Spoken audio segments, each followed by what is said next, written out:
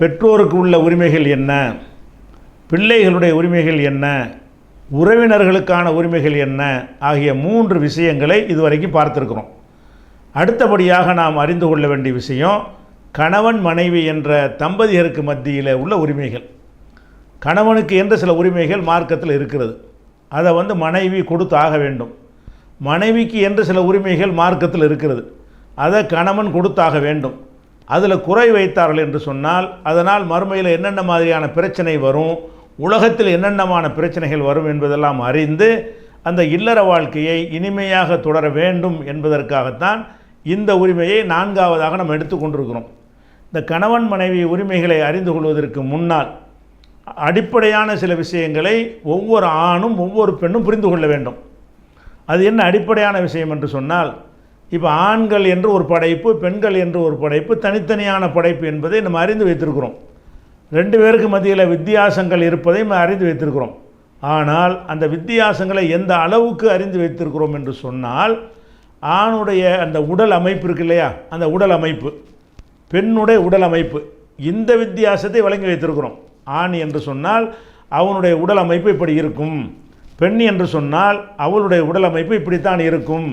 இந்த விஷயங்களை எல்லா ஆண்களும் அறிந்து வைத்திருக்கிறார்கள், எல்லா பெண்களும் அறிந்து வைத்திருக்கிறார்கள். அவ்வளவுதான் வித்தியாசம் என்று நினைக்கிறார்கள்ல, அங்கே தான் தப்பு செய்கிறார்கள். இந்த வித்தியாசம் அல்லாத வேறு சில வித்தியாசங்களும் ஆண்களுக்கு பெண்களுக்கும் இருக்கின்றன. அது என்ன வித்தியாசம் என்று சொன்னால், இது உடல் அமைப்பை கடந்து, உடல் அமைப்பை தாண்டி அவங்களுடைய சிந்தனை, அவங்களுடைய எண்ணம், அவங்களுடைய செயல்பாடுகள், அவங்க அணுகக்கூடிய அணுகுமுறைகள், இப்படி எல்லா விஷயங்கள்லையும் ஆண்களும் பெண்களும் வேறுபட்டு தான் படைக்கப்பட்டிருக்கிறார்கள். அவங்களுடைய மூளையிலேயே அந்த மாதிரியான வித்தியாசமான அமைப்பில் தான் அல்லாஹ் புரோகிராமுகளை அமைத்து வைத்திருக்கிறான். மூளை அமைப்பே வேறுபட்டிருக்கிற காரணத்தினால் ஆண்களைப் போல பெண்கள் செயல்பட மாட்டார்கள், பெண்களைப் போல ஆண்கள் செயல்பட மாட்டார்கள். அவர்களுடைய மூளை அமைப்பு எப்படி இருக்கிறதோ அதற்கேற்ப அவர்கள் நடக்கும் பொழுது ஒரு ஆண் என்ன நினைக்கிறான், நம்ம நினைக்கிற மாதிரி அவள் நடக்க மாட்டேன் என்கிறாளே என்ற ஒரு குறையாக இருக்கிறான். ஒரு பெண் என்ன செய்கிறாள்னு கேட்டால், அவள் எப்படி விரும்புகிறாளோ அப்படி நடக்க வேண்டும் என்று சொல்லி அவள் விரும்பி ஆணிடத்தில் அந்த மாதிரி இல்லை என்று சொல்லும் பொழுது அதை அவன் பிரச்சனையாக ஆக்குகிறான். அப்போ ஏற்கனவே திருமணத்திற்கு முன்னாடியே அதில் திருமணம் செய்த பிறகு வாழ்ந்து கொண்டிருக்கக்கூடியவர்களாக இருந்தால் இப்போதாவது என்ன செய்யணும், புரிந்து கொள்ளணும். என்ன புரிந்து கொள்ளணும்னா, ஆண்களுடைய அமைப்பு இப்படித்தான் அல்லாஹ் படைத்திருக்கிறான், பெண்களுடைய அமைப்பு இப்படித்தான் இருக்கிறது. இந்த அமைப்புக்கு உட்பட்டு தான் ஆண்களும் பெண்களும் நடப்பார்கள். பெண் விரும்புகிறது போல ஒரு ஆணுக்கு நடக்க முடியாது, ஆண் விரும்புகிறது போல ஒரு பெண்ணுக்கு நடக்க முடியாது. இந்த விஷயத்தை ஆண்களும் பெண்களும் தெளிவாக புரிந்து வைத்திருந்தார்கள் என்று சொன்னால் அவங்களுக்கு மத்தியில் கசப்போ சண்டை சச்சரவுகளோ வராது, வந்தாலும் எளிதாக அது தீர்ந்துவிடும். இதை அடிப்படையாக புரிந்து கொள்ள வேண்டும். அதை புரிந்து கொள்வதாக இருந்தால், உதாரணமாக ஒரு மனிதனை இயக்குவது மூளை தான். ஆணாக இருந்தாலும் பெண்ணாக இருந்தாலும் அந்த மூளை தான் நமக்கு எல்லா விதமான கட்டளைகளும் பிறப்பிக்கிறது. நம்ம கோவப்படுவது மூளையில் தான் இருக்கிறது, நம்ம ஆசைப்படுவது மூளையில் தான் இருக்கிறது, நம்ம சிந்திக்கிறது மூளையில் தான் இருக்கிறது. அப்போ எல்லாமே கொடுக்கிறது, எடுக்கிறது, வாங்கிறது, போகிறது, வாரதுன்னு சொல்லி எதை எடுத்துக்கொண்டாலும் நம்முடைய மூளையில் அதற்கேற்ற செல்களை அல்லாஹ் அமைத்து அந்த செல்கள் மூலமாகத்தான் மூளை இயங்குகிறது என்பதை அறிந்து வைத்திருக்கிறோம். இந்த பிரதானமான இந்த மூளையை பொறுத்த வரைக்கும் ஆணுடைய மூளைக்கும் பெண்ணுடைய மூளைக்குமே என்ன செய்யுது, பெரிய வித்தியாசம் இருக்குது. ஆணுடைய மூளையை விட பெண்ணுடைய மூளை ஒரு 100 கிராம் குறைவாக இருக்கும். பெண் மூளையும் ஒரே அளவில் உள்ள 2 பேர் எடுத்துக்கொண்டீர்களேயானால் ஆணுடைய மூளை எவ்வளவு இருக்கிறதோ அதை விட பெண்ணுடைய மூளை 100 கிராம் கம்மியாக இருக்கும். மாற்றி சொல்வதாக இருந்தால் பெண்ணுடைய மூளையை விட ஆணுடைய மூளை 100 கிராம் அதிகமாக இருக்கும். அப்போ மூளையுடைய அளவுலேயே டிஃப்ரெண்ட்டாக இறைவன் படைக்கிறான். ஆணையும் பெண்ணையும் படைக்கும் பொழுது மனிதனுங்கிற முறையில் ஒரே மாதிரியாக இருப்பார்கள் என்று சொன்னால் அதை சமமாக படைச்சிருக்காமல, உடல் அமைப்பில் வேறுபாடை வைத்துவிட்டு மூளையை பொறுத்த வரைக்கும் 2 பேரும் சமம் என்று இறைவன் ஆக்கியிருந்தான் என்று சொன்னால் 2 பேருடைய தன்மை ஒரே மாதிரியாக ஓடிக்கொண்டே இருக்கும். ஆனால் அப்படி ஆக்காமல் பெண்களுக்கு என்ன செய்கிறான்னு கேட்டால் மூளையுடைய சைஸே கம்மியாக ஆக்குறான். சைஸு கம்மியாக இருப்பது மாத்திரமில்லை, அதனுடைய செயல்பாடுகள் அதனுடைய இயக்கத்தை எல்லாம் என்ன செய்கிறான், மாற்றுகிற வகையில் இவனுக்கு இல்லாத விஷயங்களை அவனுக்கு வைத்திருக்கிறான், அவளுக்கு இல்லாத விஷயங்களை இவனுக்கு வைத்திருக்கிறான் என்பதை பார்க்குறோம். உதாரணத்துக்கு எடுத்துக்கொண்டீர்களே, ஆனால் ஆண்களை பொறுத்த வரைக்கும் அவர்களுக்கு சிந்திக்கிற திறன் அதிகமாக இருக்கும். பெண்களை பொறுத்த வரைக்கும் அவங்களுக்கு நினைவாற்றல் அதிகமாக இருக்கும்.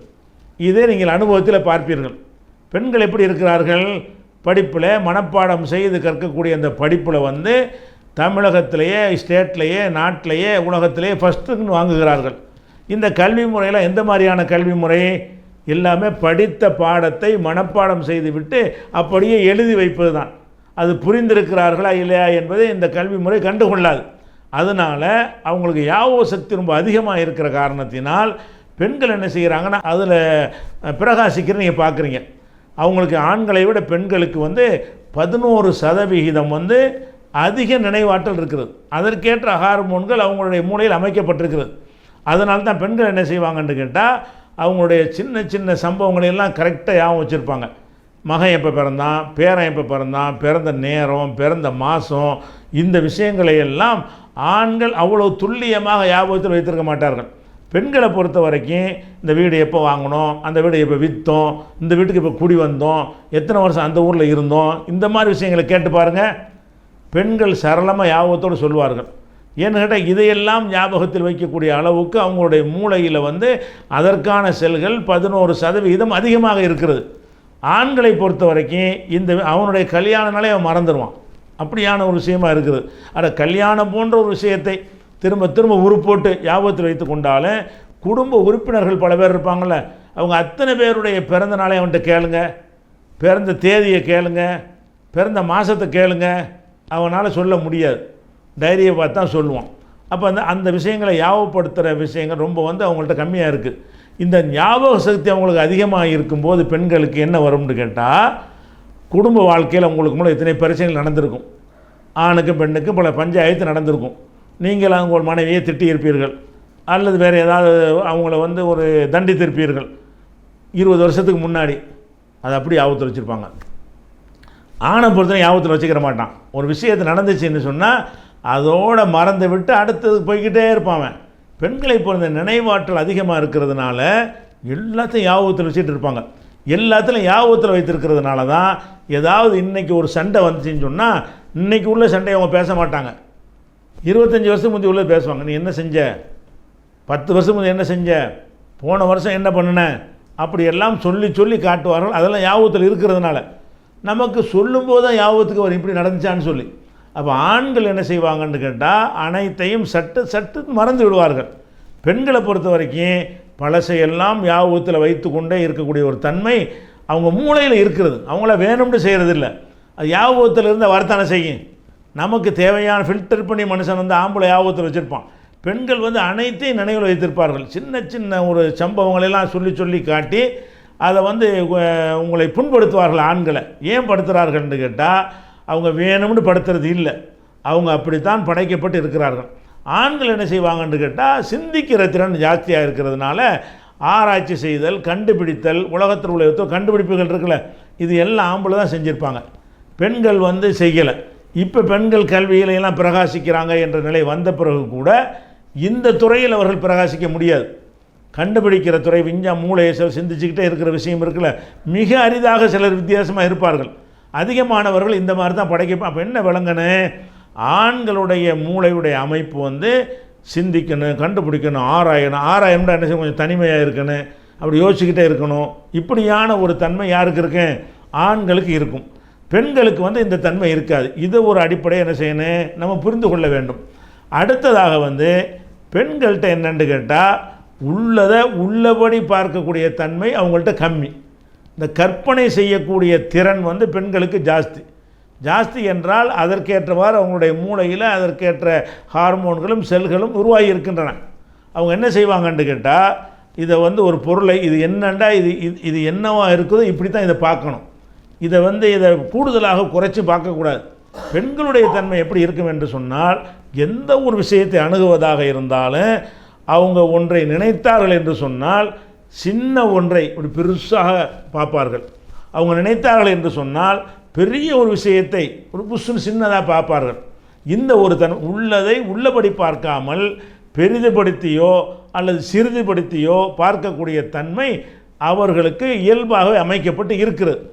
அதனால்தான் அவங்க சண்டை சச்சரவுன்னு வரும் பொழுது நீங்கள் சாதாரணமாக ஒரு சின்ன ஒரு தப்பு நீங்கள் அவங்களுக்கு செஞ்சுருப்பீங்க, சின்னதாக அவங்களை கண்டித்தோ தண்டித்தோ இருப்பீர்கள், சின்னதாக ஒரு உதவியை நீங்கள் செய்யாமல் இருப்பீர்கள், சின்னதாக நீங்கள் ஏசி இருப்பீர்கள், பேசியிருப்பீர்கள். இது கணவன் தானே, ஒரு சின்ன விஷயந்தானே அப்படி எடுத்துக்கிற மாட்டாங்க. இந்த சின்ன விஷயத்தை இப்படி பெருசாக்கி அதையும் கை காலெலாம் வச்சு ரெக்கையெல்லாம் வச்சு என்ன செய்வாங்க, நம்மள்கிட்ட ஆண்கள்கிட்ட வந்து அவங்க சுட்டி காட்டுவார்கள். ஏன் அப்படி சொல்கிறாங்கன்னு கேட்டால் அவங்க அப்படி தான் படைக்கப்பட்டிருப்பாங்க. அதே நேரத்தில் அவங்க ஒரு பெரிய விஷயத்தை உங்களுக்கு செஞ்சுருப்பாங்க, அதை எப்படி காட்டுவாங்க, சின்னது மாதிரி காட்டுவது தான் பெரிய விஷயமா, இதெல்லாம் ஒரு சாதாரண விஷயம் தானே என்று சொல்வார்கள். அப்போ அவங்களோட இயல்பில் என்ன இருக்குன்னு கேட்டால் இந்த கற்பனா சக்தி அதிகமாக இருக்கிறதுனால, கற்பனைன்றால் அதான் அர்த்தம். கற்பனை என்று சொன்னால் இருக்கிறதாக பார்க்காம கூட பார்த்தாலும் கற்பனை தான், குறைய பார்த்தாலும் கற்பனை தான். இப்போ அதனால் அந்த தமிழில் ஒரு பழமொழியை சொல்லுவாங்க, மாமியார் உடைத்தால் மண்குடம், மருமகள் உடைத்தால் பொன்குடம். ஒரு குடம் இருக்கிறது, அந்த குடத்தை வந்து மாமியார் தான் குடும்பத்துக்கு அதிகாரி. அந்த மாமியார் கையிலேருந்து கீழே உடைஞ்சின்னு வைங்க, அப்போ என்ன செய்வார்னா கரெக்டாக பார்ப்பார், மண்குடம் தானே இது அப்படின்னு பார்ப்பார் மாமியார்.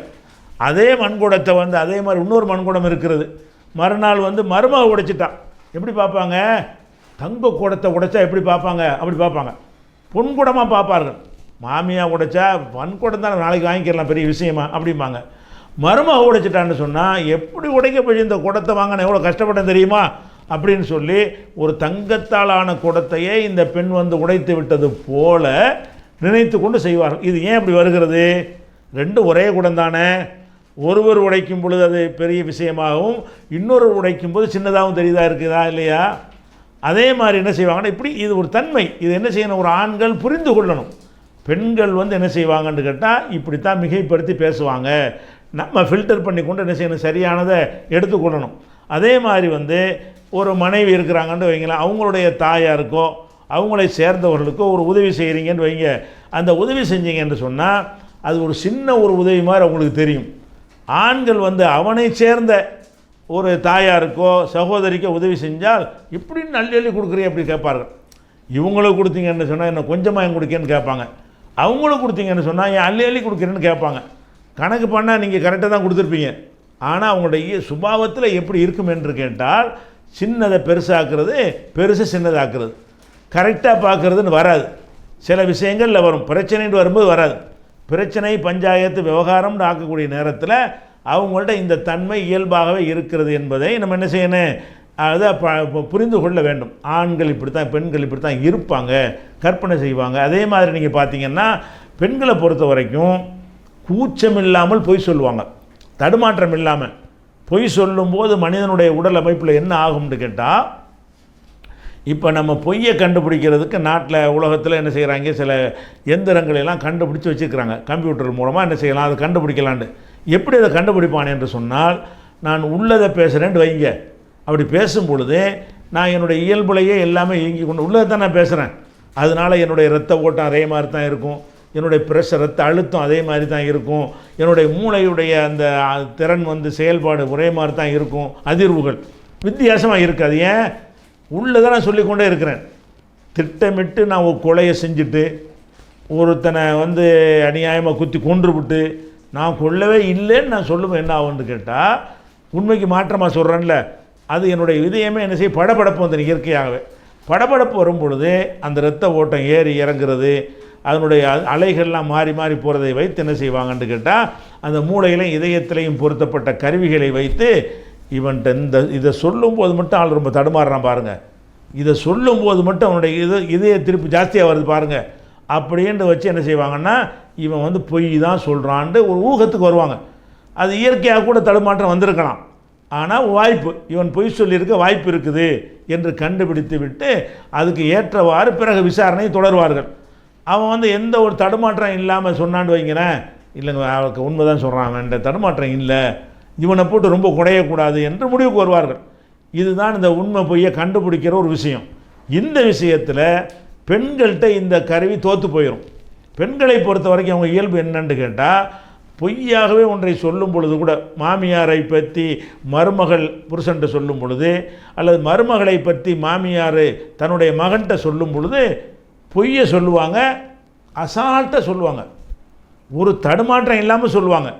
ஒரு உறுத்தலே உங்களுக்கு வராது. அந்த மாதிரி சொல்லக்கூடிய ஒரு தன்மை யார்கிட்ட இருக்கு? பெண்கள்கிட்ட இருக்கும்.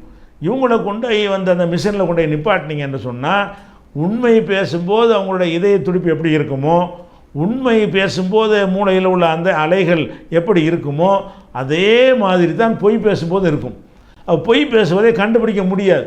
ஏன்னு கேட்டால் பதட்டம் அடைய மாட்டாங்க. அவங்களுடைய தன்மையில் வந்து பதட்டம் அடையக்கூடிய தன்மை இல்லாத காரணத்தினால பொய்களையே சும்மா சாதாரணமாகவும் சொல்லிவிடுவார்கள். அப்போ குடும்பத்தில் என்ன செய்யணும்னு கேட்டால், உங்கள் தாயாரே உங்கள்கிட்ட வந்து சொன்னால் கூட அதை ஃபில்டர் பண்ணணும்னு விளங்கணும். இதை விளங்காமல் நம்ம அம்மா பொய் சொல்ல மாட்டாங்கன்னு நினச்சிக்கிட்டு நம்புனீங்கன்னு வைங்க, அங்கே தான் நரகமாயிரும். மனைவி உங்கள்கிட்ட வந்து சொல்லுவாங்க மாமியாரை பற்றி, உங்கள் தாயாரை பற்றி, அதை அப்படி ஃபில்டர் பண்ணி எடுத்துடணும். இவங்க வந்து தன் சார்பாக பேசும் பொழுது சின்னதாக அப்படி பெருசாக்கி தான் ஊதி தான் சொல்லுவாங்க, அவங்களும் ஊதி தான் சொல்லுவாங்க, இருக்கிறத இருக்கிறபடி சொல்ல மாட்டாங்க. ரெண்டு ஆம்பளைகள் அப்படி சொல்ல மாட்டாங்க, உள்ளதை உள்ளபடி சொல்லுவாங்க. பெண்கள் அந்த மாதிரி சொல்லுவாங்க என்று இந்த அடிப்படை நீங்கள் விளங்கி இருந்தீர்களே, ஆனால் உங்கள் மனைவி உங்களிடத்தில் வந்து சொல்லக்கூடிய செய்தி, அதாவது பஞ்சாயத்து சம்பந்தமாக, மாமியார் மருமகள் மாதிரி குடும்ப விஷயம் சம்பந்தமாக உங்கள்கிட்ட ஒரு விஷயத்தை சொல்லும் பொழுது அதை அப்படியே நம்பிக்கொண்டு தாயார் மீது பாஞ்சி பிராண்டுவது. தாயார் அப்படி உங்களுக்கு மருமகளை பற்றி சொல்லும் பொழுது அதை முழுசாக நம்பிக்கொண்டு நீங்கள் வந்து உங்கள் மனைவி மீது பாய்ந்து பிராண்டுவது. பஞ்சாயத்து அவ்வளோதான். ஏன் அப்படி ஆகுது? நீங்கள் ஏற்கனவே விளங்கி இருந்தீங்கன்னு சொன்னால், சரி தாயார் சொல்கிறாங்க, அடுத்தவரை பற்றி சொல்லும் பொழுது கொஞ்சம் கூட குறை தான் சொல்லுவாங்க, அதில் ஒரு பாதி அளவுக்கோ காவாசி அளவுக்கோ உண்மை இருக்க வாய்ப்பு இருக்கிறது. மனைவி சொல்கிறான், அதில் இப்படி ஃபில்டர் பண்ணி எடுத்துக்கொண்டு துருவி விசாரித்து ஆய்வு செஞ்சு அதுக்கேற்றவாறு குடும்பத்தை கொண்டு போனீங்கன்னு சொன்னால் குடும்பத்தில் பஞ்சாயத்து வராது.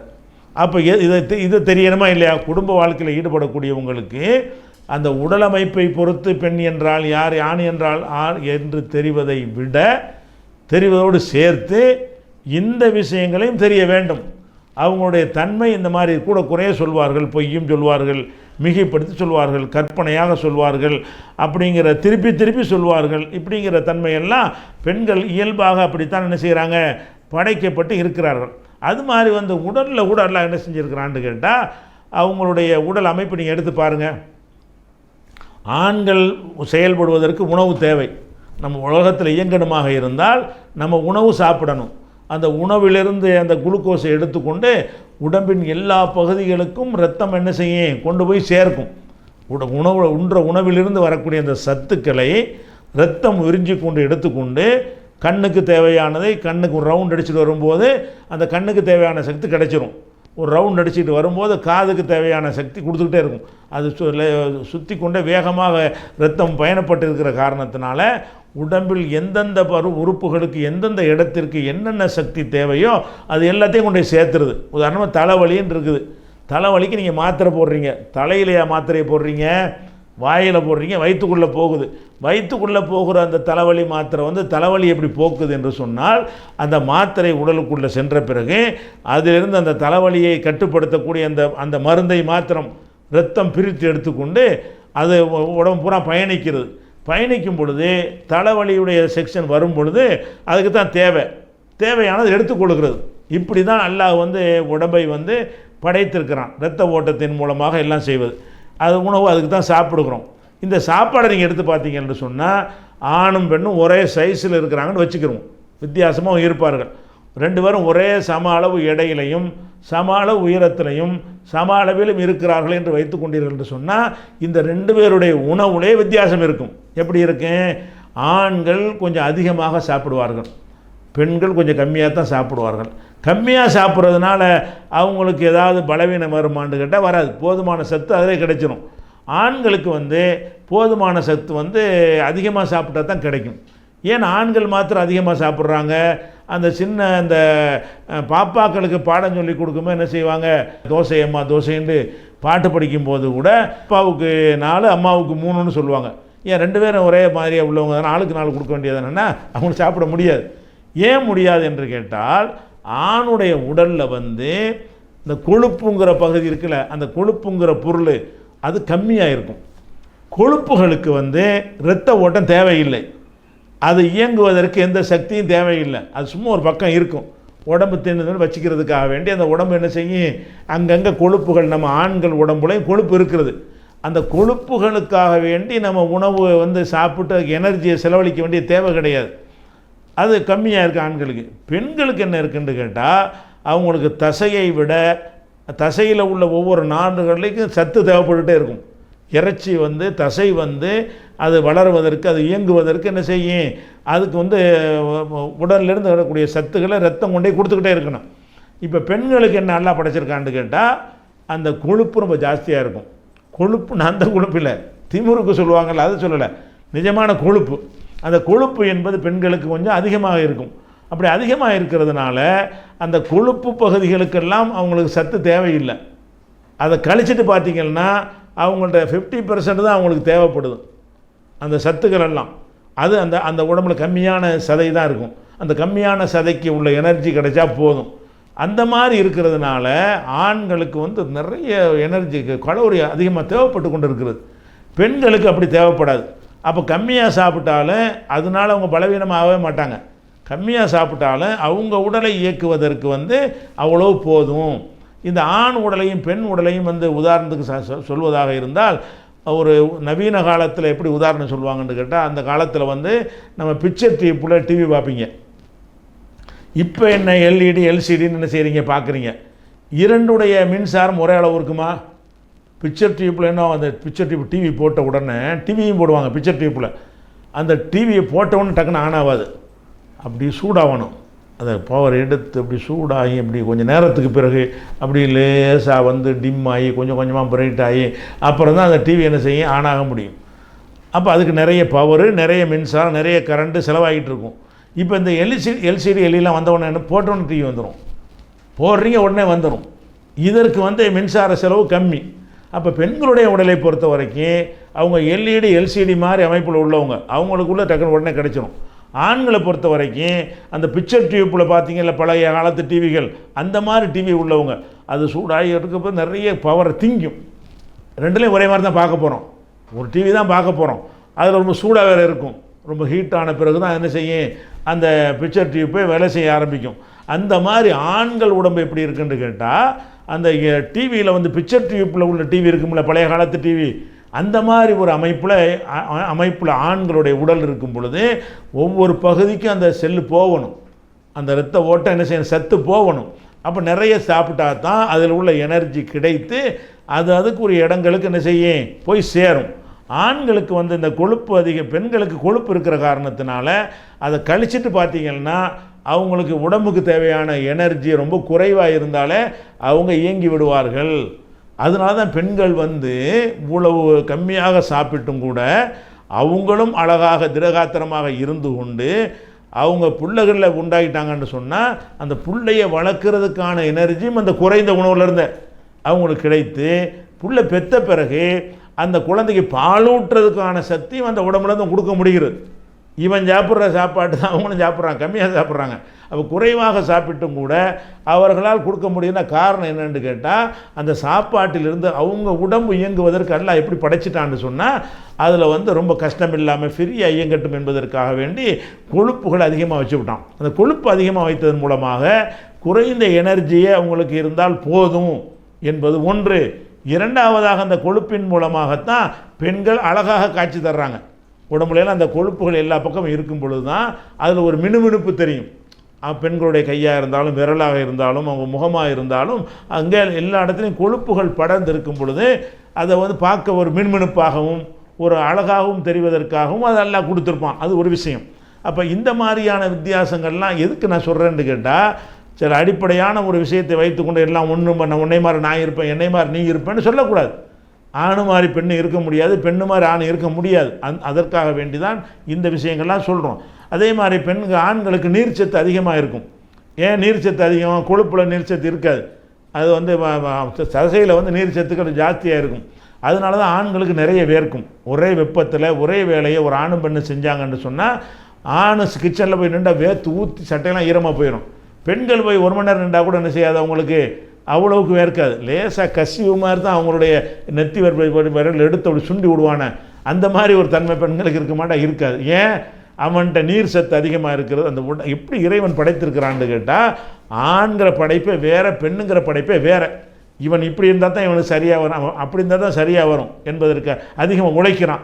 உழைக்கக்கூடியவனுடைய உடல் வெப்பமாகி உழைப்பில் தளர்ந்து விடக்கூடாது என்பதற்காக வேண்டி வேர்வை சுரப்பிகளை அதிகமாக அமைத்து அந்த வேர்வை வெளியேறும் பொழுது அவனுடைய வெப்பமும் குறைந்து இயல்பான ஒரு அமைப்புக்கு வந்து விடுகிறான்.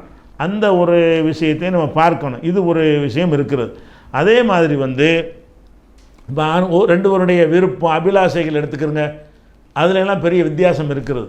ஒரு பொம்பளை கல்யாணம் பண்ண உடனே என்ன செய்வான், புதுசாக அந்த மனைவியை பார்த்து பார்த்து ரசிப்பான். அந்த மனைவியை பார்த்து ரசிப்பதில் இவனுக்கு ஒரு இன்பம் கிடைக்கும். மனைவின்னு கிடையாமல் வேறு மாதிரி பார்வைகள்லாம் பார்க்குறதுக்கெல்லாம் கூட காரணம் என்னென்னு கேட்டால், இந்த பெண்களை பார்ப்பதிலேயே ஒரு இன்பம் அடையணும் என்ற மாதிரி இவன் மண்டையில் மூளையில் என்ன செஞ்சுருக்கு, ப்ரோக்ராம் அமைக்கப்பட்டிருக்கிறது. பெண்கள் அப்படி ஆண்களை பார்த்து பார்த்துலாம் ரசிக்க மாட்டாங்க, பழகி ரசிப்பாங்க. அவன் பேச்சை ரசிப்பாங்க. அவன் இப்படி எந்த மாதிரி எல்லாம் பேசி நமக்கு வாக்குறுதி கொடுக்குறான், எப்படி நமக்கு ஆசையை ஊட்டுகிறான் அப்படிங்கிற அந்த செவி மூலமாக அவங்க அதிகமாக இன்பத்தை அடைவார்கள். ஆண்களை பொறுத்த வரைக்கும் பார்க்கறதன் மூலமாகவே என்ன செய்வான், இன்பத்தை அதிகமாக அடையக்கூடியவனாக இருப்பான். பார்த்து ரசிக்க ஆசைப்படுவோம். அப்போ எல்லாமே வித்தியாசமாக இருக்கா இல்லையா?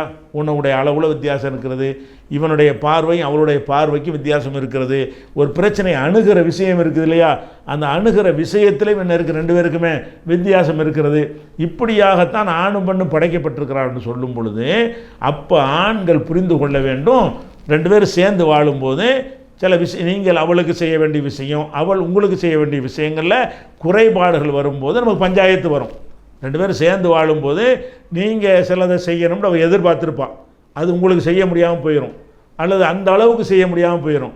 அவள் என்ன செய்ய வேண்டும் நீங்கள் எதிர்பார்ப்பீர்கள், அதை உங்களுக்கு செய்ய முடியாமல் போய்விடும். போன உடனே நீங்கள் என்ன செய்யணும்னு கேட்டால் அவங்களுடைய ரியாக்ஷன் எப்படி இருக்கும் என்றால், ஆணுடைய ரியாக்ஷன் ஆணுடைய அந்த படைப்பு தன்மைக்கு தகுந்தவாறு தான் இருக்கும். பெண்ணுடைய ரியாக்ஷன் அவளுடைய படைப்புக்கு தகுந்தவாறு தான் இருக்கும். சின்னதை பெருசாக்கி பேசுறது, பழைய கதையெல்லாம் எடுத்து விடுறது, குத்தி குத்தி பேசுவது, நேருக்கு நேராக பேச மாட்டாங்க. ஆண்கள் எப்படி படைக்கப்பட்டிருப்பான்னா சொல்வதை தெளிவாக நேரடியாக சொல்லிட்டு போயிடுவான். ஏன் இப்படி பண்ணண்டு, பொம்பளை பேச ரெட்ட அர்த்தம் வர மாதிரி தான் பேசுவாங்க. ரொம்ப கவனித்து பார்த்தா தான் ஒரு பொடி வச்சு பேசுகிறாங்கன்னு தெரியும். அது பெண்களுடைய தன்மை என்னவாக இருக்கும்னு கேட்டால், நேருக்கு நேராக செய்தியை சொல்ல மாட்டாங்க, சுற்றி வளைச்சி பேசுகிற மாதிரி தான் என்ன செய்வாங்க, அதாவது குத்தி காட்டி பேசுவது. சாதாரணமாக சொன்ன மாதிரி இருக்கும், பார்த்தோம்னா ஒரு பொடி வச்சு பேசுகிறாங்க, நம்மளை அட்டாக் பண்ணுறாங்கன்னு விளங்கும். அப்போ அவங்களுடைய தன்மை இந்த மாதிரி தான் இருக்குது என்பது உங்கள் மனைவி தான் எப்படி இருப்பாங்க நீங்கள் நினைத்து கொண்டிருப்பீர்கள். எல்லாருடைய மனைவி அப்படி தான் இருப்பாங்க. உங்கள் மனைவி எல்லா பெண்களும் இப்படி தான் இருப்பார்கள், நேருக்கு நேராக பேச மாட்டார்கள். ரொம்ப விதிவிலக்காக லட்சத்தில் ஒன்றுங்கிற கணக்கில் வேண்டால் இருந்திருக்கலாமே தவிர பெரும்பாலும் இந்த மாதிரியான தன்மையில் தான் பெண்கள் இருக்கிறார்கள். அப்போ முதல்ல கவனிக்க வேண்டிய உரிமைகளை அறிந்து கொள்வதற்கு முன்னாடி நம்ம ஒரு படைப்பு, அவங்க ஒரு படைப்பு. நம்ம ஆண் என்ற படைப்பு, இந்த படைப்பை எப்படி அல்லாஹ் மூளையில் ப்ரோக்ராம் அமைத்திருக்கிறானோ அந்த விதத்தில் தான் நான் இயங்க முடியும்.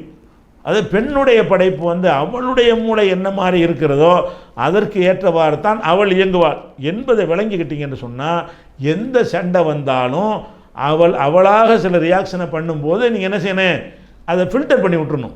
பொம்பளை அப்படி தான் பேசுவாங்க, இது சின்ன ஒரு விஷயந்தான், நமக்கு தான் சின்ன விஷயமா தெரியுது, அவளுக்கு அப்படி தெரியாது, சின்ன இப்படி தான் பெருசாக தான் பார்ப்பா, 25 வருஷம் இந்த கதையெல்லாம் எடுத்து விடுவா அப்படிங்கிற விளங்கி இருந்தீங்கன்னு சொன்னால், அப்போ நீங்கள் எப்படி நடக்க ஆரம்பிச்சிருவீங்க, இந்த காதில் வாங்கி இந்த காலை விட்டு போயிட்டே இருக்க வேண்டியதான். வழங்குதா? அவங்க அப்படி தான் இருப்பாங்க. சரிக்கு சரியாக உங்கள் பிள்ளைகளை எடுத்துக்கிறங்களேன், உங்கள் பிள்ளைகளுக்கு உங்களுக்கு சின்ன பிள்ளையோட கண்டிக்கிறீங்க, பிள்ளை திருப்பிட்டு உங்களை அடிக்க வருவான், நீங்கள் என்ன செய்வீங்க, திருப்பி அடிப்பீங்களா? அடிக்க மாட்டீங்க. ஏன் அடிக்க மாட்டேங்கிறீங்க? ஒரு சின்ன பிள்ளை 3 வயசு பையன் உங்களை அடிக்கிறான், நீங்கள் கண்டிச்சவன் என்ன செய்கிறான், கையை ஓங்கிட்டு அடிக்கிறதுக்கு வர்றான், நீங்கள் என்ன செய்கிறீங்க, அது சிரிச்சுக்கிட்டு போயிடுறீங்க. ஏன் அப்படி சிரிச்சுட்டு போகிறீங்க? அடிக்க தானே செய்யணும். இப்படியான பையன் என்ன அடிக்கிறியாடா அப்படி கேட்டான் என்னைக்காச்சும்? ஏன் கேட்க மாட்டேங்கிறோம்னு கேட்டால், அந்த புள்ள அப்படி தான் இருக்குன்னு விளங்கிட்டோம், புரிஞ்சுக்கிட்டோம். குழந்தைகள் அப்படி தான் இருக்கும். குழந்தைகள் கோவப்படுறதுக்குலாம் நம்ம கோவப்பட்டால் சரியாக வருமா அப்படின்னு விளங்கிட்ட காரணத்தினால என்ன ஆகும்னு கேட்டால், நம்ம அந்த குழந்தைய எதிர்த்து தாக்குதல் பண்ண மாட்டேங்கிறோம், அந்த இதை ரசிக்கிறோம்.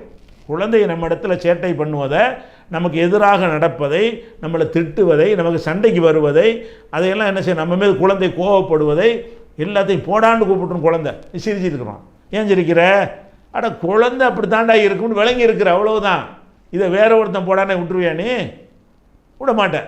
அப்போ இந்த ஒரு அடிப்படை விளங்காத காரணத்தினால தான் இந்த குடும்ப வாழ்க்கையை நிறைய பேர் நாசமாக்கி கொண்டிருக்கிறார்கள். அப்போ ஆண்களுடைய தன்மை பெண்களுடைய தன்மையை நீங்கள் என்ன செய்யணும், புரிந்து கொள்ள வேண்டும். இன்னும் சொல்ல போனால் ஆண் தன்மை பெண் புரிந்து கொள்வதற்கு விஷயமாக இப்போ ஆண்களை பொறுத்த வரைக்கும் அவங்களையும் நீங்கள் பெண்களையும் எடுத்துக்கிறங்க. ஒரு 10க்கு 10 ரூம் இருக்குது. இந்த 10க்கு 10 ரூமில் ஒரு 3 ஆம்பளைங்க 4 ஆம்பளைங்க இருந்தால் ரொம்ப அதுவே உங்களுக்கு பெரிய சிரமமாக இருக்கும்.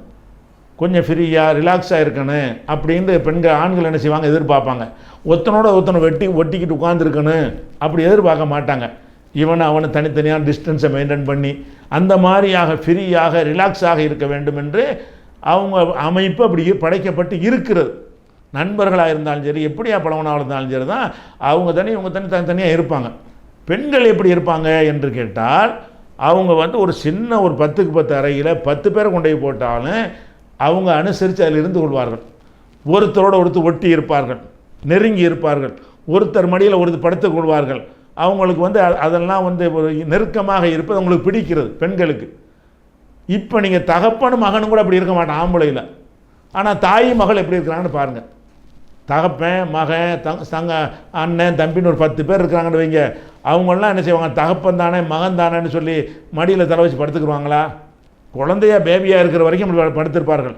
கொஞ்சம் பெரியாளாக போன பிறகு மகனுக்கும் தந்தைக்கும் டிஸ்டன்ஸை என்ன செய்வாங்க, மெயின்டைன் பண்ணிக்கிறாங்க, தூரத்தை மெயின்டைன் பண்ணிக்கிறாங்க. நீ அங்கே இருந்துக்க, நான் இங்கே இருந்துக்கிறேன், அப்படி இருப்பார்கள். ஆனால் பொம்பளைங்க உலகத்தை நீங்கள் பார்த்தீங்களா? பெண்கள் என்ன செய்வாங்க, தாய் மகள் அக்கா தங்கச்சி 10 பேர் இருந்தாலும் ஒன்றா உட்காந்துக்கிட்டு இருப்பார்கள். அதில் அவங்க நெருக்கடியாக தெரியாது. எவ்வளோ பேர் சின்ன இடத்துல உட்காந்துருந்தாலும் அது நெருக்கடியாக மனதில் உணர மாட்டார்கள். அதனால தான் ஆம்பளை ஒரு காரில் பிரயாணம் பண்ணி போனான்னு சொன்னால் ஆம்பளை மட்டும் போகிறான்னு வைங்க, பின் சீட்டில் 2 பேர் 3 சீட்டில் 2 பேர் இப்படி போனால் தான் நல்லதுன்னு விரும்புவான். அப்படி ஹாயாக ரிலாக்ஸாக ஃப்ரீயாக போகணும். இது இவனுடைய ஒரு தன்மை. அடுத்தவனுக்கு டிஸ்டர்ப் பண்ணக்கூடாது. பெண்கள் எப்படி இருப்பாங்க, அதே காரில் போனீங்கன்னா ஒருத்த மடியில் ஒருத்த உட்காந்துக்குருவாங்க, சேர்ந்து நெருக்கி உட்காந்துக்குருவாங்க. அது 4 பேர் போகிற காரில் ஒரு 10 பேர் திணிச்சாலும் உட்காந்துட்டு வருவாங்க. அவங்களுக்கு அது ஒரு பெரிய பிரச்சனையாக தெரியாது. ஒருத்தர் நெருக்கி உட்காரும் போது இல்லாமல் அவங்களுக்கு என்ன செய்யாது, நம்ம ஒரு டிஸ்டர்ப் பண்ணுறானே இவன் இது ஏன் பண்ண அப்படி நினைக்க மாட்டார்கள். அப்போ அந்த தன்மை நீங்கள் பார்க்குறீங்களா இல்லையா? பெண்களுடைய எதிர்பார்ப்பு வேறுங்கிறது, பெண்களுடைய தன்மை அவங்களுடைய எதிர்பார்ப்புகள்லாம் வேறையாக இருக்கிறது. ஃப்ரெண்டு மாதிரி பழகி வைக்கிறவாங்க தாய் மகளும். தகப்பனு மகன் இப்படி பழக மாட்டாங்க. தகப்பனு மகனும் அந்த மாதிரி நண்பர்கள் மாதிரி என்ன செய்ய மாட்டாங்க, பேசிக்கொள்ள மாட்டார்கள். அப்போ பெண்கள் எப்படி இருப்பாங்க, சகோதரியும் எப்படி பேசிக்கொள்வார்கள்னா அவங்களுடைய அந்தரங்க விஷயங்கள்லாம் பேசிக்கொள்வார்கள். ஒரு அண்ணனும் தம்பியும் அப்படி பேசிக்கொள்ள மாட்டார்கள். அப்போ எல்லா விஷயத்திலையும் அவங்களுடைய உலகம் ஒரு தனி உலகமாக இருக்கிற ஒரு காட்சியை பார்க்குறோம். அப்போ சில அற்பமான தன்மைகள் எல்லாம் பெண்கள்கிட்ட இருக்கும். சில விஷயங்களில் அந்த விஷயங்களெல்லாம் கருத்தில் கொண்டு இருக்கீங்கன்னா நம்ம என்ன செய்யணும், நம்ம ஒரு குடும்ப வாழ்க்கைக்காக வேண்டி இதே எல்லாம் தந்திருக்கிறோம். குடும்ப வாழ்க்கை 2 மேட்ரு தான். ஒன்று ஒரு சந்தோஷமாக இருப்பது, 2வது சந்ததிகளை பெற்று வளர்ப்பது. இந்த 2 விஷயத்துக்கு தான் குடும்ப வாழ்க்கை. அந்த 2 விஷயம் கரெக்டாக போயிட்டுருக்கிற வரைக்கும் வேறு விஷயங்கள் வரும்னு சொன்னால் பெண்களாகத்தான் அதை எதிர்பார்ப்பார்கள். அப்படி நினைத்து கொண்டீங்கன்னு வைங்களேன், உங்களுக்கு அது நரகமாக தெரியாது. அதே மாதிரி பெண்களும் நினைத்து கொள்ள வேண்டும், இந்த 2 விஷயத்துக்கு தான் குடும்ப வாழ்க்கை. அது ஒழுங்காக போயிட்டுருக்குதா, ஓகே. சில விஷயங்களில் ஆண் கூட குறைய எதிர்பார்க்குறான், ஆண் அப்படி தான் இருப்பான். நீங்கள் நினைக்கிற மாதிரி என்ன செய்ய மாட்டான், இருக்க மாட்டான். நீங்கள் உதாரணமாக பெண்கள் என்ன விரும்புவாங்கன்னு கேட்டால், இப்போ பார்த்தாலும் தன்னோட கணவன் உட்காந்து பேசிக்கிட்டே இருக்கணும்னு விரும்புவார்கள். ஆனால் அவன் அப்படி ஆண்கள் இப்படி இருக்க முடியுமா? அவனுக்கு தனியாக பொறுப்பு சுமத்தப்பட்டிருக்கு. அவன் வெளியே போகணும், அவன் சம்பாதிக்கணும், சம்பாரித்து கொண்டாந்து தரணும். அதில் கவனம் செலுத்தினா தான் உங்களை அவன் சந்தோஷமாக வைத்திருக்க முடியும். அவன் வீட்டுக்கு வந்தால் கூட என்ன செய்வான், வியாபாரத்தை நினச்சிக்கிட்டே தான் வருவான், அதை சிந்திச்சுட்டே வருவான். என்னோட உட்காந்து 1/2 மணி நேரம் உங்களுக்கு பேச முடியாதான்னு நீங்கள் கேட்பீங்க. அது பெண்களுடைய தன்மைக்கு அப்படி ஆசைப்படுவீர்கள். ஆணுடைய விஷயம் என்னென்னு கேட்டால், அவனுக்கு மண்டையில் ஏதாவது பஞ்சாயத்து இருந்துச்சின்னு சொன்னால் அதை எப்படி செய்யணும், அதை எப்படி சால்வ் பண்ணணும், அதை சிந்திச்சுக்கிட்டே இருக்கும் பொழுது இப்படியெல்லாம் உட்காந்து உங்கள்கிட்ட சந்தோஷமாக 4 மணி நேரம் 1/2 மணி நேரம் பேசுகிறதுக்கு அவனுக்கு இயலாது. இரவில் மாத்திரம் அந்த தனிமையில் இருக்கும்போது பேசிக்கொள்ள முடியுமே தவிர மற்ற நேரங்களில் எல்லாம் அவனால் என்ன செய்ய முடியாது, அப்படி பங்கெடுக்க முடியாது. விருப்பல்ல, பகை அல்ல காரணம். அப்படி தான் இறைவன் படைத்திருக்கிறான். ஆணுடைய படைப்பு அந்த மாதிரி தான் படைக்கப்பட்டு இருக்கிறது. இந்த மாதிரியான விஷயங்களைத்தான் குடும்பத்தில் நீங்கள் உரிமைகளை அறிந்து கொள்வதற்கு முன்னாடி அவங்க வேற நம்ம வேற, 2 பேரும் ஒரு இரத்த சம்பந்தம் கிடையாது. ஒரு சந்தோஷத்துக்காக வேண்டி, சந்ததி பெருக்கத்துக்காக வேண்டி இப்படி ஒரு செட்டப்பை அல்லாஹ் பயன்படுத்தி ஒருத்தருக்கு ஒருத்தர் முகப்பத்தை அன்பை போட்டு என்ன செய்கிறான், படைத்திருக்கிறான். அதை விளங்கி கொண்டு அதை அடைவதில் அதில் கவனமாக போக வேண்டும். வேறு மாதிரி சில விஷயங்கள் குறைபாடுகள் வந்துச்சுன்னு சொன்னால் அதை அலட்சியப்படுத்திடணும் என்பது தான் இன்றைக்கு விஞ்ஞானிகள் அறிவியலாளர்கள்லாம் சொல்கிறாங்க. இதை இஸ்லாம் மார்க்கம் 1400 வருஷத்துக்கு முன்னாடி இந்த அறிவியலாக சொல்லாமல் ஒரு பாடமாக தத்துவமாக உங்களுக்கு என்ன செஞ்சுருக்குது, விலைக்கு தந்திருக்கிறது. கணவன் மனைவி விஷயத்தை அழகாக விலைக்கு தந்திருக்கிறது. எப்படி தருகிறது? நபிகள் நாயகம் ஸல்லல்லாஹு அலைஹி வஸல்லம் சொல்கிறாங்க, இந்த முதல்ல சொன்னதெல்லாம் விஞ்ஞானிகள் சொல்லக்கூடிய செய்தி தான் நான் சொல்லியிருக்கிறேன். மனோதத்துவ நிபுணர்கள் சொல்லக்கூடிய செய்தியை தான் உங்களுக்கு சுருக்கி சொல்லியிருக்கிறேன். இதை இஸ்லாம் எப்படி சொல்லுது, நபிகள் நான் எப்படி சொல்கிறாங்கன்னு கேட்டால், ஒரு நாள் சொல்கிறாங்க, இது புகாரியில் 29வது ஹதீஸில் வருகிறது. அப்போ என்ன வருதுன்னு கேட்டால், எனக்கு நரகத்தை அல்லாஹ் காட்டினான், இறைவன் காட்டுவான். ஏன்னா நரகம் இனிமேல் தான் நரகத்துக்கு சொர்க்கத்துக்கெல்லாம் மக்கள் போக போகிறாங்க. இப்போ உலகத்தெல்லாம் அழித்து திரும்ப படைச்சி அதுக்கு பிறகு என்ன செய்வான், எல்லாம் எழுப்பி விசாரணை பண்ணி நீ சொர்க்கத்துக்கு போ, நீ நரகத்துக்கு போன்னு தீர்ப்பளிப்பான. அப்போ தான் நரகத்துக்கோ சொர்க்கத்துக்கோ போவார்கள். இப்போ ஒருத்தர் நரகத்துக்கு போகலை. ஆனால் அல்லாஹ் என்ன செய்கிறான்னு கேட்டால், அப்படி நரகத்தை எடுத்து காட்டுறான் ரசூலுல்லாஹ்வுக்கு. கண் முன்னாடி ஒரு நடக்கிறது, பின்னாடி நடக்கக்கூடியதை ஒரு காட்சிப்படுத்தி அல்லாஹ் காட்டுகிறான். அந்த என்ன காட்சி வருதுன்னு கேட்டால், அப்படி ரசூலுல்லாஹ் நரகத்தை பார்க்குறாங்க. ஆண்களும் பெண்களுமா இருக்கிறார்கள். ஆனால் பெண்களுடைய ரேஷியோ கூட தெரிகிறது. ஆண்களுடைய அளவை விட பெண்களுடைய அளவு ஜாஸ்தியாக தெரியுது. ஆண்கள்லையும் நல்லவன் இருப்பான் கெட்டவன் இருப்பான்னு சொன்னால் அந்த ரேஞ்சிலான இருக்கணும். 100 பேர் நரகத்தில் பார்த்தாங்கன்னா ஒரு 50 ஆண் 50 பெண் இருந்தாங்கன்னு சொன்னால் ஒரு 2 பேரும் சமமாக தப்பு செஞ்சு நரகத்துக்கு போயிருக்கிறாங்கன்னு விளங்கலாம். ஆனால் ரசூல் ஸல்லல்லாஹு அலைஹி வஸல்லம் காட்டின காட்சியில் எப்படி வருதுன்னு கேட்டால், பெண்கள் ரொம்ப ஜாஸ்தியாக தெரிகிறாங்க. அப்போ பெண்களுடைய அளவு ஒரு அதிகமாகவும் ஆண்கள் எண்ணிக்கையில் சமமாக நெருக்கி இருக்கிறாங்க. நரகத்துக்கு போகிறதுல மாத்திரம் பெண்கள் எதுக்கு அதிகமாக இருக்கிறாங்கன்றது அவங்களுக்கு தெரியுது. அப்போ இதை மக்களுக்கு சொல்கிறாங்க, பெண்கள்கிட்ட சொல்கிறாங்க, நீங்கள் ஒழுங்காக நடந்துக்கிறங்க, உங்கள்கிட்ட ஒரு தப்பு இருக்கிறது, ஆண்கள்கிட்ட இல்லாத ஒரு தப்பு பெண்கள்கிட்ட அதிகமாக இருக்கிறது. அந்த தப்பு உங்கள்கிட்ட என்ன செய்கிறது, நரகத்தில் கொண்டு போகிறது காரணங்கிறதுக்காக வேண்டி விளக்குறாங்க. நாம் நரகத்தில் அதிகமாக இருக்கிறாங்க. காரணம் என்னென்னு கேட்டால், எக்குஃபுர்ன, அவர்கள் நிராகரிப்பவர்களாக இருக்கிறார்கள். பெண்கள் நிராகரிப்பவர்களாக இருக்கிறார்கள் என்று ரசூலுல்லாஹ் சொல்கிறாங்க. நிராகரிக்கிறதுக்கு என்ன வார்த்தை அரபியில் போடுறாங்க, எக்குஃபுர்ன. குஃபுர் இருக்குல்ல, காஃபியர் குஃபுர், அந்த வார்த்தையை போடுறாங்க. எக்குஃபுர்ன, இவங்க காஃபியராக இருக்கிறாங்கன்னு அர்த்தம். அப்படி அரபியில் சொல்கிறதா இருந்தால். தமிழில் சொல்வதாக இருந்தால் நிராகரிக்கிறார்கள் பெண்கள் அப்படிங்கிறாங்க. அப்போ கேள்வி கேட்குறேன், நிராகரிக்கிறாங்களா? நாங்கள் தான் அல்லாஹ் ரசூலை ஏற்றிருக்கிறோம், மறுமையை ஏற்றிருக்கிறோம், மலக்கள் நம்புகிறோம், வேதத்தை நம்புகிறோம், எல்லாத்தையும் கரெக்டாக நம்பி இருக்கிறோமே, நாங்கள் என்னது நிராகரிக்கிறோம் அப்படின்னு ஒரு சந்தேகம் கேட்குறாங்க. எக்குஃபுர்ன பில்லா, அல்லாஹ்வையா நிராகரிக்கிறாங்க, அதையா சொல்கிறீங்கன்னு கேட்குறாங்க. நரகத்தில் இருக்கிறாங்க, எதனால் நரகத்துக்கு அதிகமாக போகிறாங்கன்னு சொன்னால் அவங்கள்ட்ட நிராகரிப்பு தன்மை இருக்கிறது. அப்போ சஹாபாக்கள் கேட்குறாங்க, எக்குஃபுர்ன பில்லா, அல்லாஹ்வை நிராகரிக்கிறார்களா அப்படின்னு கேட்குறாங்க. அப்போ ரசூல் ஸல்லல்லாஹு அலைஹி வஸல்லம் சொல்கிறாங்க, இல்லை அல்லாஹ்வை நிராகரிக்கல, எக்குஃபுர்னல் அஷீர, கணவனை நிராகரிக்கிறார்கள். ஓ எக்குஃபுர்னல் இஹ்சான, நல்ல உபகாரங்களை நிராகரிக்கிறார்கள். அப்போ இந்த கணவன் என்னதான் செஞ்சாலும் அவனுக்கு நன்றியோடு நடக்க மாட்டேன்னு நினைக்கிறார்கள். கணவன் எவ்வளவுதான் உதவி செஞ்சாலும் அந்த உதவியை என்ன செய்வாங்கன்னா ஒரு செகண்டில் மறந்து பேசி விடுவார்கள், நன்றி கட்டு நடப்பார்கள் அப்படிங்கிறத ரசூல் ஸல்லல்லாஹு அலைஹி வஸல்லம் சொல்கிறாங்க. சொல்லிட்டு புரிகிறதுக்காக வேண்டி சொல்கிறாங்க, லவ் அஹ்சன்த இலா இஹ்தாஹுன்ன தஹர, நீ காலமெல்லாம் பெண்களில் ஒருத்திக்கு உதவி செய்துவிட்டு சும்மா ராத்தி மின்க செய்யன், பிறகு உன்னிடமிருந்து ஒரே ஒரு குறையை அவள் பார்த்தாலேயானால் காலத்தவள் சொல்வாள், மாராய்த்து மின்க ஹைரன் கத்து, உன்னிடத்தில் ஒரு நன்மையை நான் பார்த்ததில்லை, உன்கிட்ட ஒரு சந்தோஷத்தை அடைஞ்சதில்லை என்று சொல்வாள். இதில் எதுக்கு இதை சொல்கிறாங்கன்னு கேட்டால், பெண்களின் தன்மை அப்படிப்பட்டது. இவன் சைக்காலஜியில் சொல்கிறான்ல, மனோதத்துவத்தில் சொல்கிறான்ல, அதைத்தான் ரசூல் ஸல்லல்லாஹு அலைஹி வஸல்லம் அவர்கள் அதை விட அழகாக சொல்கிறாங்க. நீங்கள் பெண்களுடைய சுபாவத்தை புரிஞ்சுக்கிறங்க, நீங்கள் காலமெல்லாம் நீங்கள் உதவி செஞ்சாலும் சரி, அவங்க ஒரு தடவை அதில் ஏதாவது குறைபாடு உங்கள்கிட்ட கண்டு விட்டார்கள் என்று சொன்னால் ஒரு காலமெல்லாம் அன்பாக இருப்பீங்க, ஒரே ஒரு நாள் திட்டிடுவீங்க. அவங்க என்ன செஞ்சாங்க, உனக்கு இதே தான் வேலை, என்னை திட்டிக்கிட்டே இருக்கிற எப்போ பார்த்தாலும்பாங்க. அப்போ தான் முதல் வாழ்க்கையில் திட்டிருப்பீங்க, எப்போ பார்த்தாலும் திட்டுறேன்ருவாங்க. அப்போ காலமெல்லாம் நீங்கள் காட்டிய அன்பெல்லாம் புசுக்குன்னு போயிடும். இதுதான் பெண்களுடைய எதுக்கு இது தன்மையை சொல்கிறாங்கன்னு கேட்டால், இப்படி தான் இருப்பாங்க, நீ அப்படி நடந்துக்காங்கிறது தான் சொல்கிறாங்க. உன் மனைவி இப்படி நடந்தவுன உடனே இந்த மனைவி தான் இப்படி இருக்கிறாள் நினைத்து கொண்டு நீ கோபமடைந்து வெறுப்படைந்து குடும்ப வாழ்க்கை நாசமாக்கிறத. எல்லா பொம்பளையும் அப்படி தான் இருப்பான். உன் மனைவி உன்ட்ட செய்யும்போது உனக்கு தெரிகிறது, எல்லாருடைய மனைவிமார்கள் இந்த தன்மை இருக்குது என்று சொல்கிறார்கள். இதை நீங்கள் அனுபவத்தில் பார்க்குறீங்களா இல்லையா? இப்போ ஆண்கள் குடும்பத்துக்காக எவ்வளவுக்கு உழைக்கிறாங்க.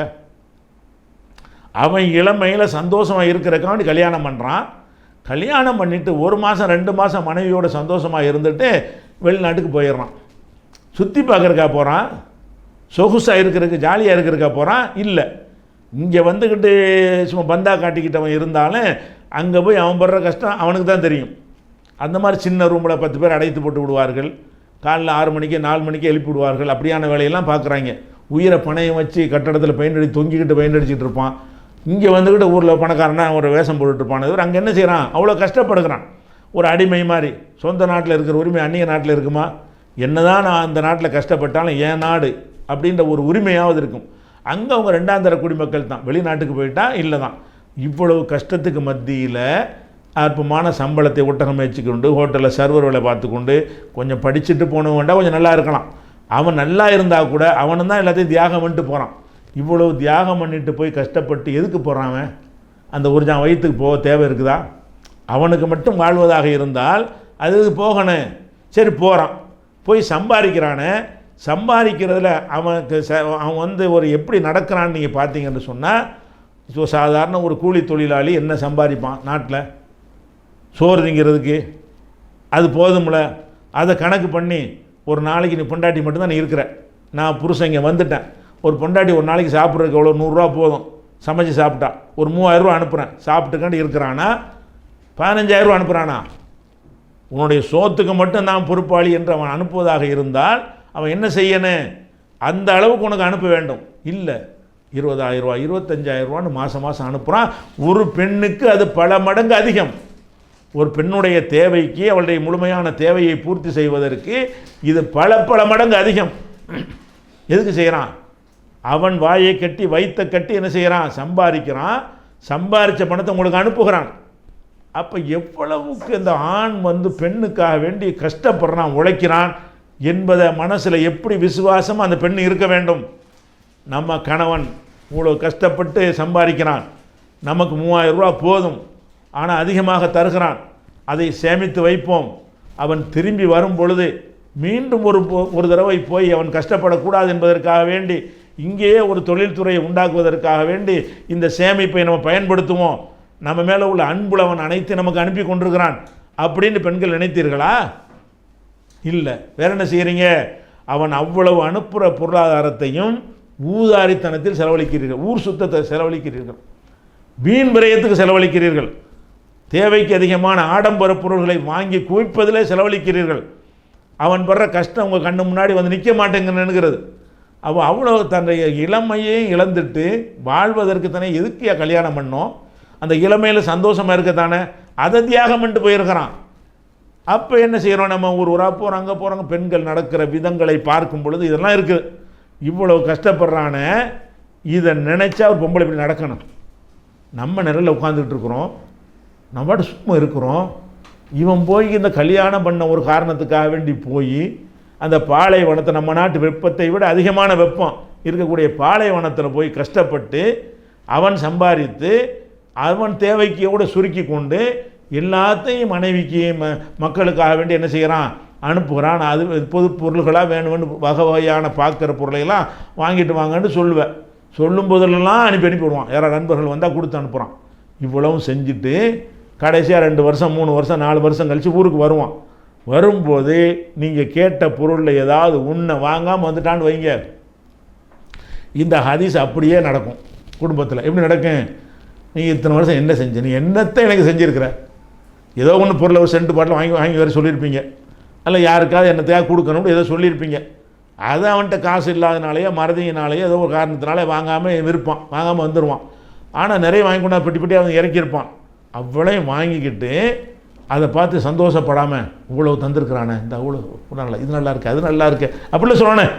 இந்த புடவை நல்லா இருக்குது, அந்த கடிகாரம் நல்லா இருக்குது, அந்த டிவி நல்லா இருக்குது, இந்த அது நல்லா இருக்குது, இது நல்லா இருக்குதுன்னு சொல்லி வாங்கி கொண்டு வந்த பொருள்களை எல்லாம் அதை பார்த்து மகிழ்ந்து சந்தோஷமாக கணவனுக்கு மகிழ்ச்சி அளிக்கிற விதத்தில் சொல்ல வேண்டிய ஒரு மனைவி என்ன சொல்வான்னு கேட்டால், ஆமாம் ஒரு இதுதானே வாங்கிட்டு வந்தீங்களா, என்னைக்கு நீங்கள் எனக்கு ஒழுங்காக வாங்கி தந்தியாப்பா இப்படியும் குவிச்சு மழை மாதிரி குவிச்சு வச்சுருக்கும்போது அப்போ தான் நம்ம ஆணுக்கு என்ன செய்யும், வெறுப்பு வரும். என்னடா இது இவ்வளவு செஞ்சுருக்கிறோம், இப்படி நடக்கிற கோவம் வரும்ல, கோவம் வரக்கூடாது.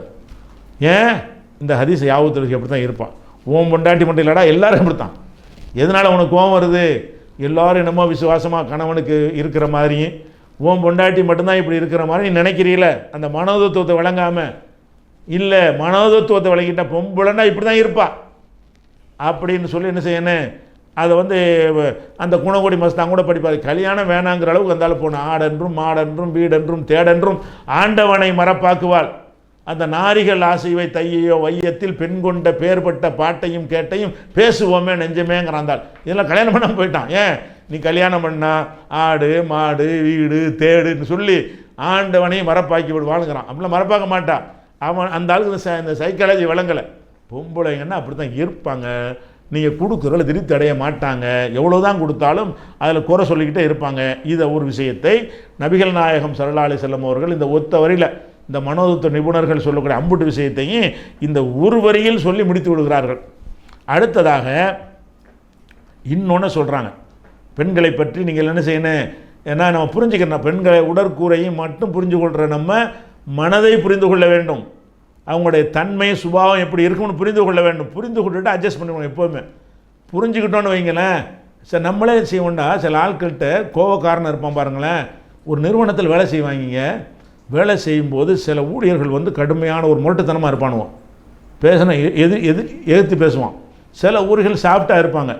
இந்த மேனேஜராக இருக்கிறவன் என்ன செய்வான்னு கேட்டால், இந்த முரட்டுத்தனமாக பேசுகிற ஆள்கிட்ட அவன் முரட்டுத்தனமாக பேசினாலும் கோவப்பட மாட்டான். ஏன், அவன் சும்மா அப்படி தான் பேசுவான், இப்போ பேசுவான், வெடுக்கு தெரிச்சாப்புல பேசிடுவான் அப்படின்னு வழங்கி வச்சுருப்பான். இந்த அப்பாய் மாதிரி இருக்கிறவன் மட்டும் என்ன செய்வான்னு கேட்டால் அதுக்கு தான் கடுமையாக நடந்துக்கிறான். அப்போ நம்ம ஒன்றை இப்படித்தான் இவர்கள் இருப்பார்கள் என்று ஏற்கனவே விளங்கி புரிந்து வைத்து இருந்தால் அவர்கள் அப்படி நடக்கும் பொழுது நமக்கு கோபம் வராது. சின்ன அளவில் வேண்டால் கோபம் வரும், அது முறிந்து போகிற அளவுக்கு வராது, வெட்டி முறிக்கிற அளவுக்கு வராது என்பதற்கு தான் இந்த மனோதத்துவத்தை நீங்கள் விளங்கி கொள்ள வேண்டும். அதில் ஒரு மனோதத்துவத்தை சொல்கிறாங்க ரசூல் ஸல்லல்லாஹு அலைஹி வஸல்லம். பெண்கள் ஒரு வளைந்த எலும்பை போன்றவள். இது புகாரியில் 5184வது ஹதீஸில் வருகிறது. பெண்கள் இருக்காங்கல்ல, பெண்களை உதாரணத்தின் மூலம் வளர்க்குறாங்க. எலும்பு வளைஞ்சி இருக்கிறது, வேறு வேறு பொருள்கள் வளைஞ்சி இருந்தால் நம்ம நிமித்தலாம், உடையாது. உடையக்கூடிய பொருள் வளைஞ்சி இருந்தால், ஒரு இரும்பு வளைஞ்சி இருந்தால் நிமித்தலாம், நிமித்தி சரி பண்ண முடியும். சரி பண்ணுற ஒரு பொருள். ஒரு எலும்பு அப்படி உருக்கி சரி பண்ணுற ஒரு பொருளாக இல்லை. அப்போ எலும்பு வளைஞ்ச மாதிரியே அந்த எலும்பை எல்லாம் படைச்சிருத்தாரன்னு சொன்னால் அதை நான் நேரத்தான் ஆக்க போகிறேன் அப்படின்னு நீ அதுக்கு முயற்சி பண்ணினாயானால் அந்த எலும்பு உடைஞ்சிருமா உடையாதா?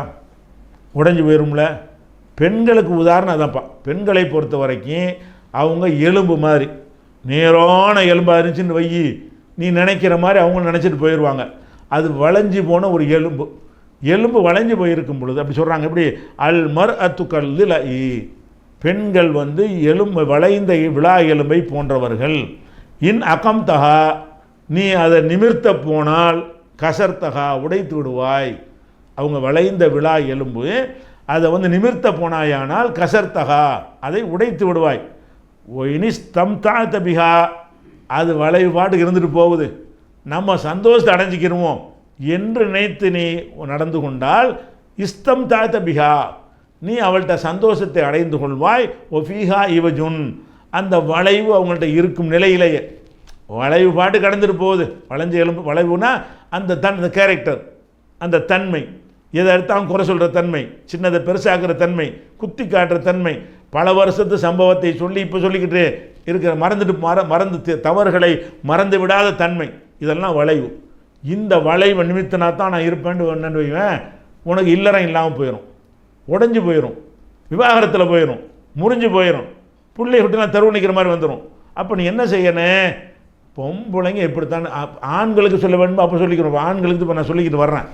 ஆண்கள் எதை விளங்கி கொள்ளணும்னு கேட்டால், பெண்கள் வளைந்த விழா எலும்பை போன்றவர்கள். இந்த ஒத்த வரியில் உலகம் கண்டுபிடிச்சிருக்கிற மனோதத்துவத்தை ரசூல் அடக்கி போடுறாங்க. அவங்க அப்படி தான் இருப்பாங்க. நீ இதையும் வழங்க மாட்டேங்கிற, பெண்களை வந்து இதெல்லாம் வழங்கி வச்ச நீ வந்து அவங்களுடைய கேரக்டரை இப்படி தான் இருக்குங்கிற நீ வழங்கலை, அதை ஒரு விஷயத்தை என்ன செய்யணும் இருக்கணும். அடுத்து என்ன செய்கிறாங்கன்னு கேட்டால், இன்னொரு பாடம், நீ ஒருத்தர் உனக்கு மனைவி விட்டு நீ இல்லறத்தை நடத்தும் போது அவங்கள்ட்ட நிறைய குறையை காண்பேன். இந்த குறையை காணும் பொழுது அப்போ உனக்கு என்ன செய்யணும்னு கேட்டால் வெறுப்பு வரும். குறை வந்தால் வெறுப்பு தானே வரும். அந்த வெறுப்பு வரும். வெறுப்பு வரும்போது நம்ம என்ன செய்வோம்னு கேட்டால் அந்த வெறுப்பை மட்டும் பார்க்கணும்ல, அப்படி பார்க்காம அதுக்கு ஒரு சைக்காலஜியாக என்ன செய்கிறாங்கன்னு கேட்டால் அல்லாஹ் வந்து நமக்கு ஒரு வழிகாட்டத்தில் சொல்கிறான். 4வது அத்தியாயத்தில் 19வது வசனத்தில் சொல்கிறான், நீங்கள் வந்து உங்கள் மனைவிட்ட வந்து வலுக்கட்டாயமாக நீங்கள் என்ன செய்யக்கூடாது, பெண்கள் அடையக்கூடாது. ஆனால் வந்து நீங்கள் தப்பான காரியம் செஞ்சாங்கன்னா நீங்கள் என்ன செய்யலாம், அவங்கள கண்டிக்கலாம் சொல்லிவிட்டு சொல்கிறான். ஆஷிரு உன்ன பில் மாரூஃபி, மனைவிமார்கிட்ட அழகிய முறையில் இல்லறம் நடத்துங்கள். ஃபொயின் கரிகு துமுகுன்ன, நீங்கள் அவங்கள வெறுத்தீர்கள் என்று சொன்னால் ஃபசா அன் தக்ரஹு ஷையன், நீங்கள் ஒன்றை வெறுக்கலாம். வயஜாலுல்லாஹு ஃபீ ஹைரன் கசீரா, அதில் அல்லாஹ் அதிக நன்மைகளை வைத்திருக்கலாம், உங்களுக்கு தெரியாது. நீங்கள் உங்கள் மனைவி ஏதோ ஒன்று சொல்கிறான்னு உங்களுக்கு பிடிக்கல, அதை மட்டும் நீ பார்க்குற, அதில் அல்லாஹ் ஹைரை வச்சுருப்பான் என்று அல்லாஹ் சொல்கிறான். இது குறித்த விவரங்களை இன்ஷா அல்லாஹ் நாளைய உரையில் விரிவாக பார்ப்போம். அஸ்ஸலாமு அலைக்கும். அல்லாஹ்